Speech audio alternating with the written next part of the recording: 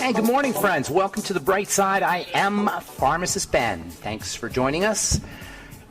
844-236-6010 is our number if you have questions about health, nutrition, prescription drugs. If you want to wean yourself off your meds and get on a good nutritional supplement program, if you've got a comment or success story you'd like to share, if you've heard something or read something and you want clarification, we are here for you on the Bright Side, and we love hearing from you.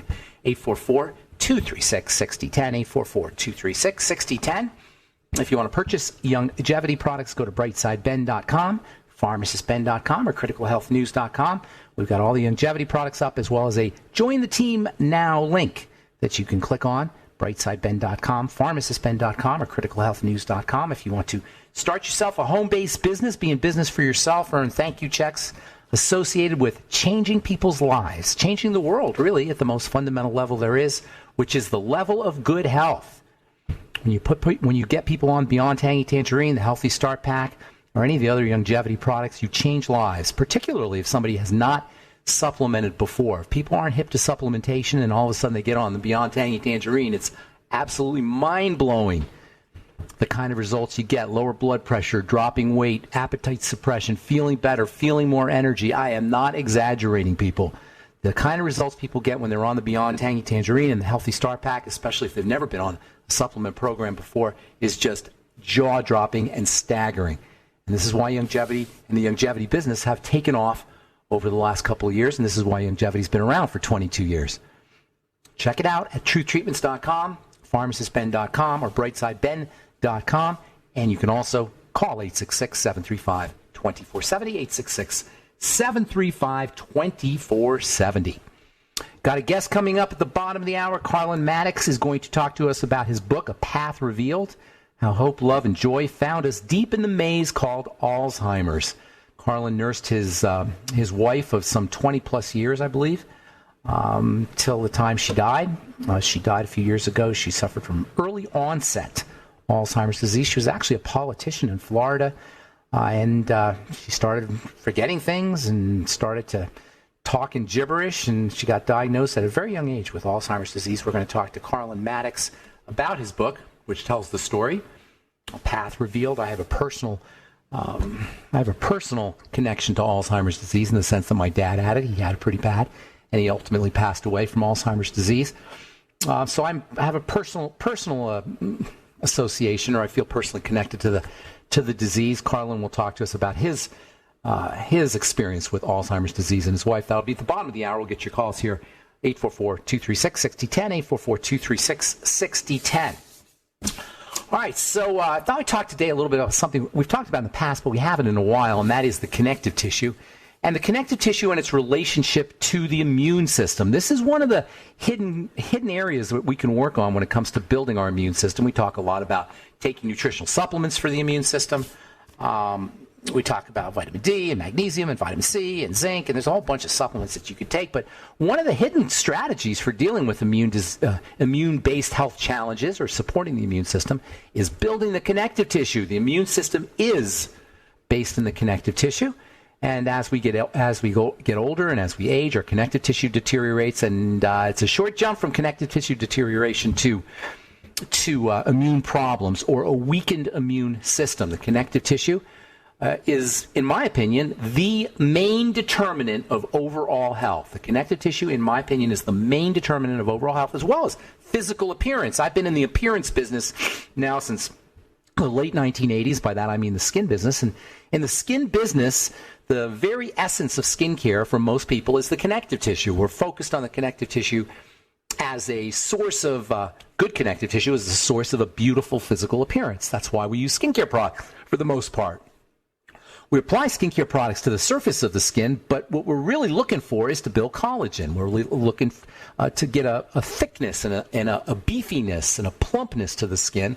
All that is not a function of the surface of the skin, but rather a function of the connective tissue. Wrinkled skin, aging skin, crow's feet, fine lines, thinning. This is all based on connective tissue deterioration, which is really the same kind of breakdown that occurs internally as we age and as we degenerate. Wrinkles are skin arthritis.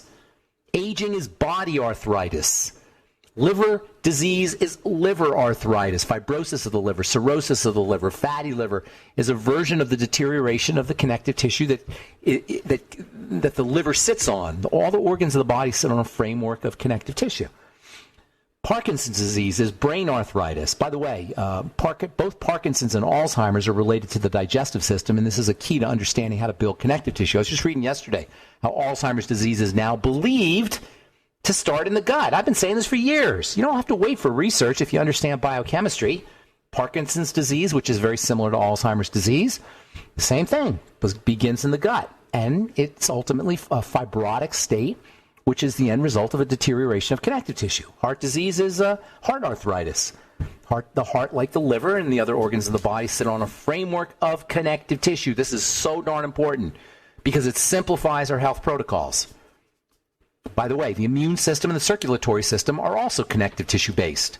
When we understand the generic nature of degeneration, the generic nature of disease, the generic nature of the aging process, we won't be running hither and thither, to and fro, to try to find cures for this and cures for that and vaccines for this infection, sitting around waiting for the medical model to come out with the latest hydroxychloroquine or prescription drug to deal with microbial infections. We'll understand there's just a few basic strategies we need to employ to take care of everything.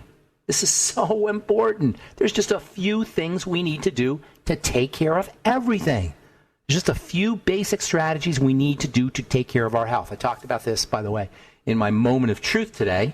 You can check out all our Moments of Truth on the Brightside Facebook page. Thank you, Nasima, for setting that up. We overthink. We run all over the place to this specialist and this doctor and that doctor and this magical health protocol and this magical drug and this magical strategy. Basically, you eliminate toxicity, and that includes sugar, by the way. You make sure you're breathing correctly. You eat intelligently. You exercise. You supplement strategically. And you rest and relax. That's pretty much it, people, from a physical perspective. Of course, there's the mental and the emotional and the spiritual components, but there's no place in this model for drugs. There's no place in this model for having organs removed.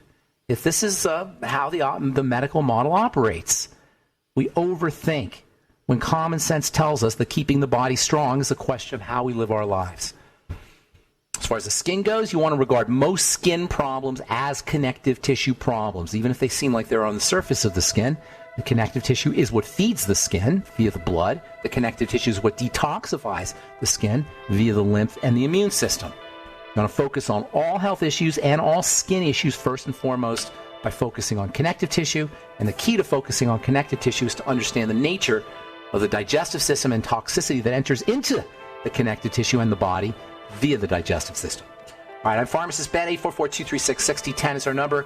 Carlin Maddox at the bottom of the hour. We'll be back. All right, we are back on the bright side. Pharmacist Ben here. Got Carlin Maddox coming up at the bottom of the hour, author of the book A Path Revealed. This is Carlin's story about helping his wife or nursing his wife till she passed away. She had early onset Alzheimer's disease, and she was somewhat of a celebrity in Florida, a local celebrity in Florida. She was a politician and a very bright woman, and she just kind of started to break down. And we'll talk to Carl at the bottom of the hour about Alzheimer's. Is just a terrible, terrible thing. It's hard to, if you haven't dealt with it, it's hard to really describe. It's almost like the person that your loved one, the patient, is like a zombie in the sense that they're dead, but they're not dead. They're still there, but they're not there. Their body's there, but whoever was in the body is gone to one degree or another. And it's hard to describe how tragic and how sad the illness is. We'll talk to Carlin Maddox at the bottom of the hour, and we'll take your calls this segment, 844-236-6010. There's so much I want to talk about. I want to talk about the connective tissue, and we'll continue doing that. I think the connective tissue is a missing link when it comes to understanding how we age, understanding how the body breaks down, and understanding the immune system. When we think of the connective tissue, most of us anyway, think of the skeletal system, and that's true. The collagen and the bones and the stuff that holds us together is really connective tissue based, i.e. the term connective tissue. You know, the main protein in connective tissue, collagen, the word collagen comes from the Greek word for glue. So the connective tissue is what glues us together. It's what holds us in place. But the connective tissue is also the great dumping ground of toxicity from the digestive system. And the connective tissue is what feeds all of the cells. We always say all disease is cell disease, but all cell disease is preceded by dirty blood, and dirty blood is what feeds the connective tissue, and blood is what feeds the cells, and blood itself is connective tissue. The connective tissue feeds the cells. The connective tissue oxygenates the cells. The connective tissue detoxifies the cells. The connective tissue is what keeps your cells moist and hydrated. The connective tissue is the key to understanding the body in terms of its health, in terms of its aging or lack of aging, and also in terms of the immune system. And the way I look at it, the connective tissue is the missing link in taking care of the immune system. I definitely want to talk about that. But I want to get your calls, and also I mentioned before we went to break about an article that I read in New Scientist, came out this week. By the way, New Scientist is a great layperson's magazine, a science magazine. It is very, very mainstream. I will say that, and it's pretty much party line when it comes to its science, but there are some good articles in here that you can read. This one in particular on Alzheimer's disease was very interesting. I found it interesting because I've been talking about this for years. Alzheimer's disease may start in the gut and spread to the brain. If you understand the triangle of disease model, this comes as no surprise. If you understand how the body works from a paradigm perspective, the model of how the body works, all the little facts start to fall into place. So if you understand that disease begins in the gut and the triangle of disease starts off with digestive breakdown, it makes perfect sense that all diseases, chronic degenerative diseases, will be downstream from that, and that includes Alzheimer's disease and Parkinson's disease and Bell's palsy and neurological issues of all kinds. So anyway, Alzheimer's disease may start in the gut and spread to the brain. That's from New Scientist magazine that came out yesterday, or that came out this week. Also, I've been getting a lot of calls on, or a lot of questions, I should say, on lectins. In fact, there's 3 questions that came in the last couple of days on our Facebook page, which I just got notified of. By the way, our Facebook page is The Bright Side with Pharmacist Ben. And all of these questions are about lectins. Lectins are plant defensive molecules. The most famous one is called gluten. Everybody's heard of gluten. Gluten is a classic example of a plant defensive molecule, a molecule that plants make to punish eaters of that plant. Gluten is an example of lectins, and that's pretty much what lectins are. They're plant defensive molecules. We've been talking about lectins for many years on this program. I first learned about them in pharmacy school. But lately, with the publishing of a couple of books by Dr. Stephen Gundry, The Plant Paradox, and I forgot what the name of his other book was, both of them discuss lectins and the problems associated with lectin for some people when it comes to arthritis, when it comes to autoimmune diseases, when it comes to aging, when it comes to infections. And it turns out that lectins play an important role in all of these things. If you want to protect yourself against lectins, well, the best way is not to ingest them.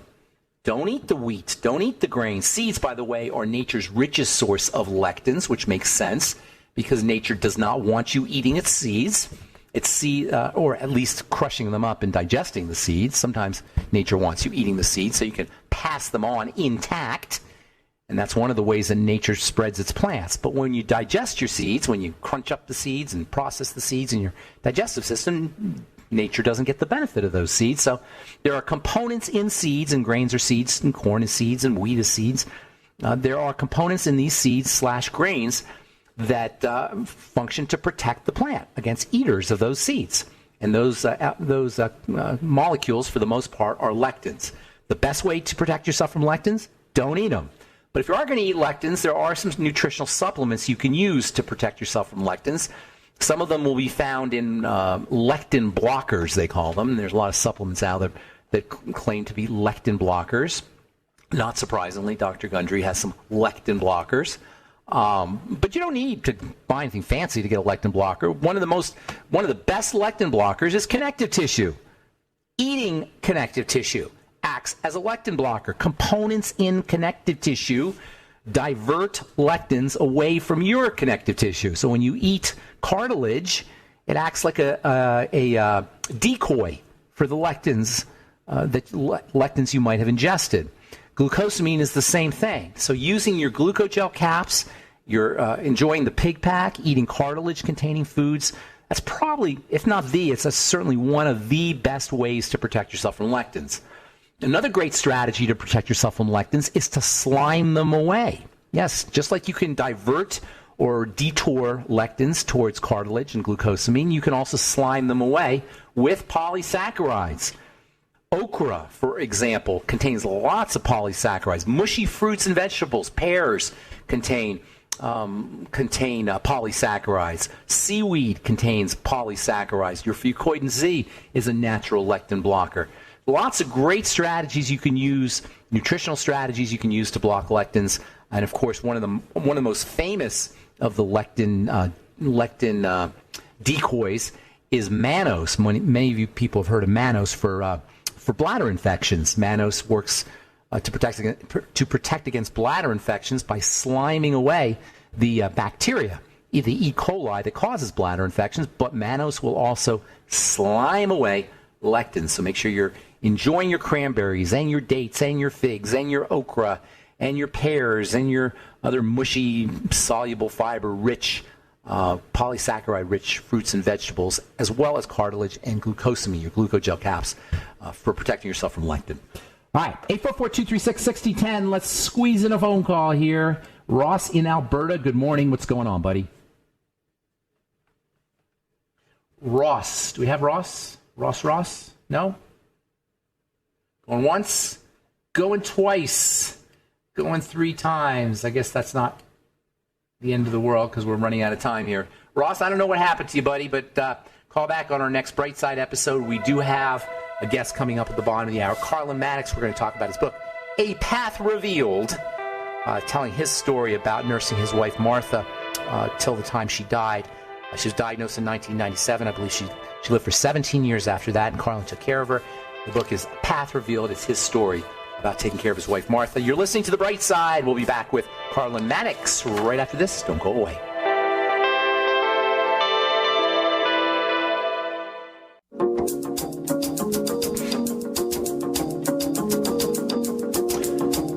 Okay, we are back on The Bright Side. I'm Pharmacist Ben. We're on the air Monday through Friday, 8 to 9 Pacific and 10 to 11 Central Time, 24/7.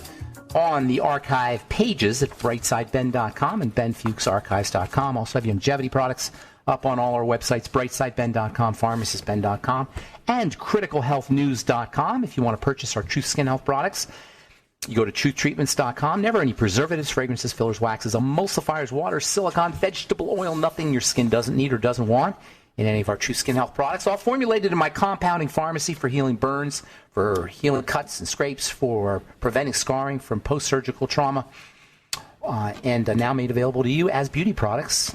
They're all up at truthtreatments.com. If you want to check out our reviews, go to truthreviewed.com, truthtreatments.com and truthreviewed.com.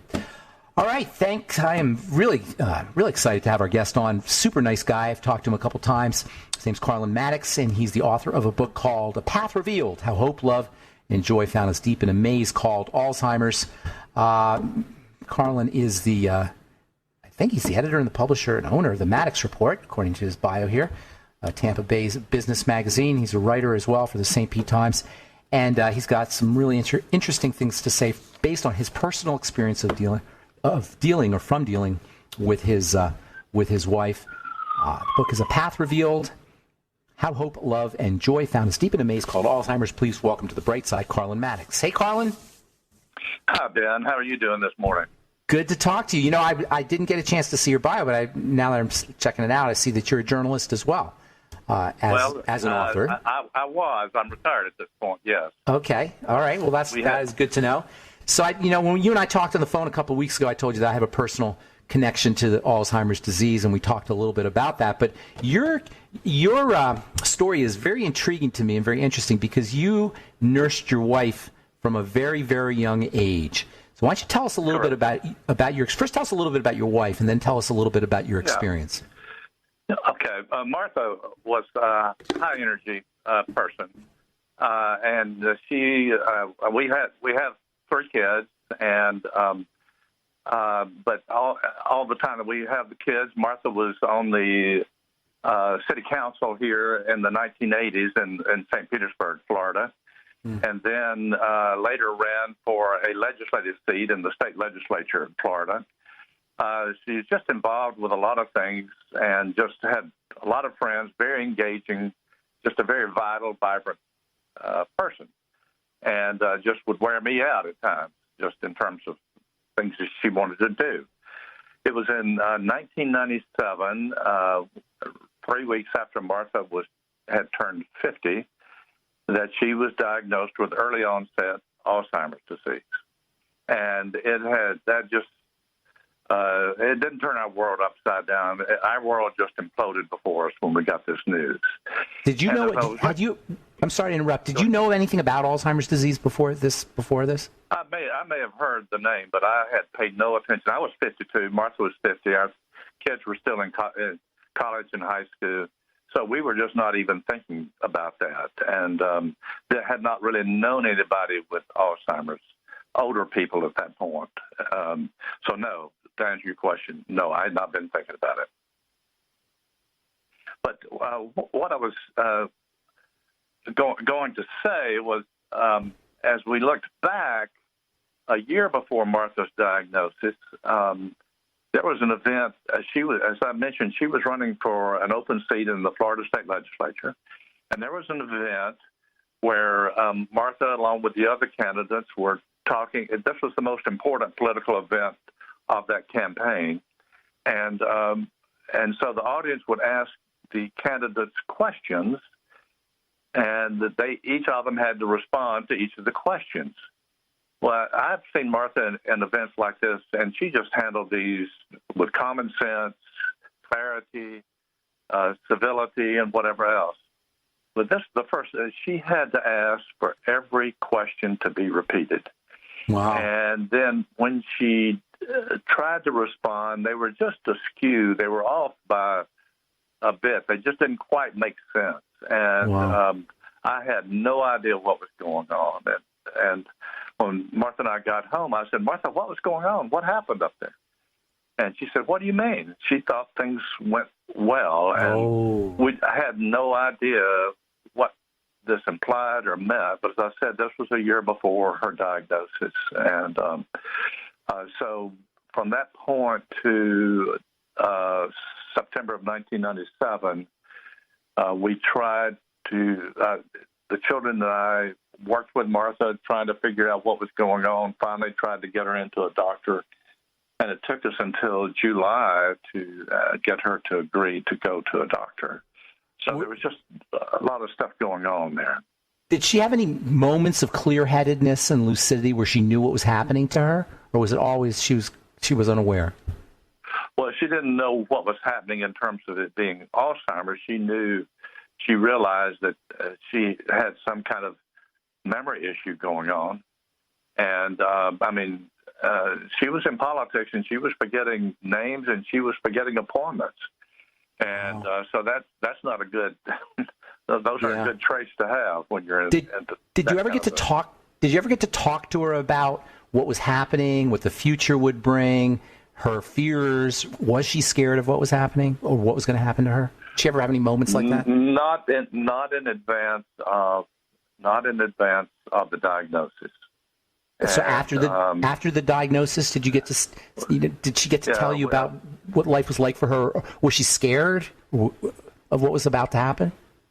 Well, we got home from the diagnosis, Ben, and we had a good long cry. I mean, it just upset us immensely. And then the first thing Martha told me, she says, I do not want to tell anyone. I don't want to tell our children. I don't want to tell my parents or my brothers. I certainly don't want to tell any of our friends. So we had to go into, quote, quasi-hiding some with this news. And we just didn't really know where to turn. It turns out there was one person that Martha was willing to talk to, and this was a good friend and a retired minister who had married us and baptized a couple of our kids. And so we asked Lacey to come over to the house. And Lacey was from South Carolina. He was a big man, 6'5", 260 pounds, but just a very gentle kind of soul. And as we talked, he just asked to swap seats. I was sitting beside Martha. He was in the chair opposite us. We swapped seats, and he just put his arm around Martha. had another cry, and then he said, I have a good friend in Kentucky. She is the retreat director with the Sisters of Loretta community there, and she just has the best gift of discernment that I've ever encountered. And he encouraged us to go visit with her. And that began to open up conversation for Martha and me in relation to what's going on and the like.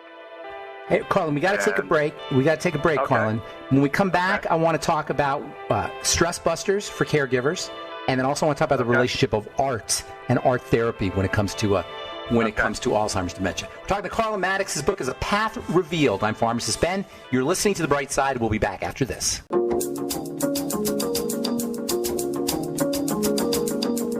Back on The Bright Side, I'm Pharmacist Ben. We're talking to Carlin Maddox about his book, A Path Revealed, the story of him and his wife, who was diagnosed with Alzheimer's at a very young age. So, Carlin, a couple things. First of all, you sent me this really, really cool picture that your wife drew, and she never painted before. She never did any artwork, and this thing is amazing and very, very telling. It's kind of like, it's a little distorted. You know what I'm saying? It's got this kind of surreal distortion to it that's kind of interesting. You know what I mean? For an Alzheimer's patient, how does art act like therapy for somebody who has this condition? That's very interesting about the art. This was a couple of years after Martha had been diagnosed in 97, that our sister-in-law encouraged Martha to get into to join a class with her, a watercolor painting class. And I was surprised when Martha did, because Martha had never been into a quiet hobby like this. She was always into tennis and dancing and singing and whatever else. But Martha just jumped in feet first on this. And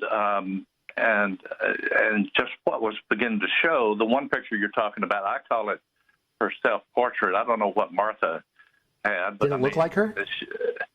Oh, yeah. I mean, it's a lot of similarities. The thick hair, Martha's hair was not red, but she painted red hair with streaks of green and purple and blue, and with brown tears streaming out of bright blue eyes, and her was eyes she lucid? were bright blue.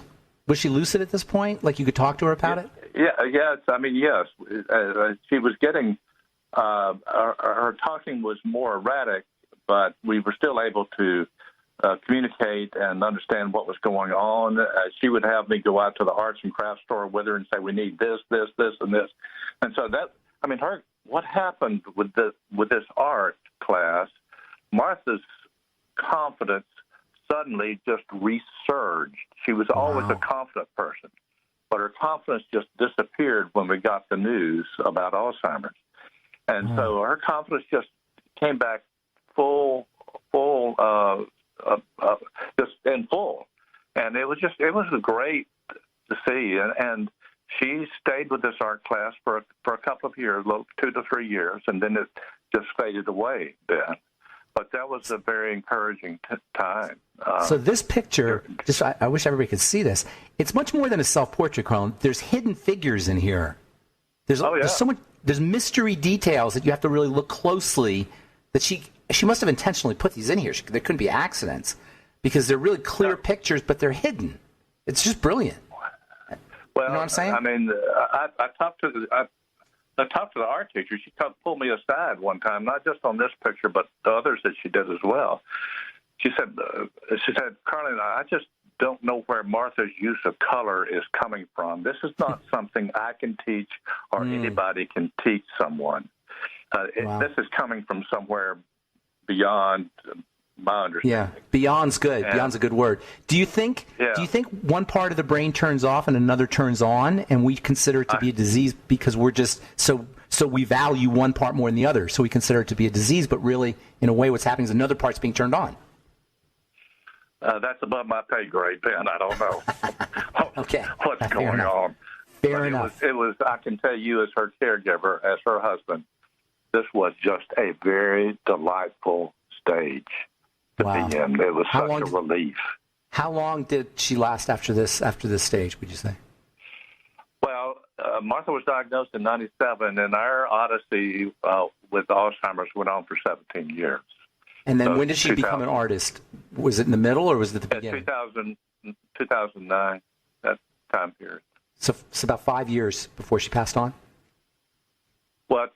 2000? No, I'm sorry. I said 2009. She became an artist in 1999. I'm sorry. I'm getting decades. 15 years. So, okay. Gotcha. So, yeah. All right. Yeah. So we're going to run out of time, but there's so much I want to ask you. Real quickly, tell me about meditation and how meditation worked to bring you and your wife together. I had mentioned that we had gone to visit a sister, Elaine, with the Sisters of Loretta in Kentucky, and she had suggested to us that we look into meditation. Didn't give us any insight. We talked to this minister friend of ours when we got back, and he was suggested that we check out a Father John Main, a Benedictine monk. He said it has just about the simplest and most authoritative approach to meditation that he had come across. And we did, and we started practicing this. And there was nothing immediate that happened, but over time, I could feel Martha's anxiety begin to diminish, and so my anxiety began to diminish.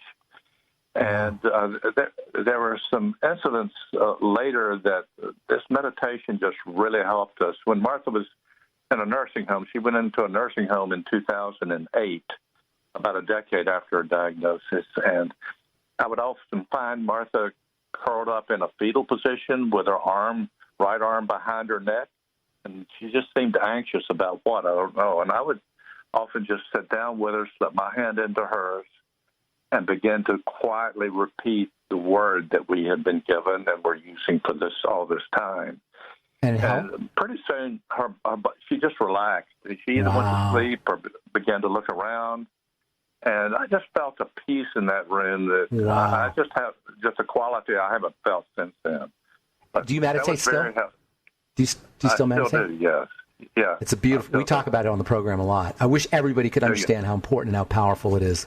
A meditation practice. It relaxes a lot of stuff, a lot of lost spaces inside, I think. And that's awesome. I find it very helpful. Yeah. All right, so 4 things to remember when your loved one's memory fades. So first tell us about the impact on you or on the healthy one, the caretaker, when your loved one's memory fades, and then what can we do? What can we keep in mind while we're dealing with that? Well, the stress is on everybody who's directly connected with Martha. The stress was on me.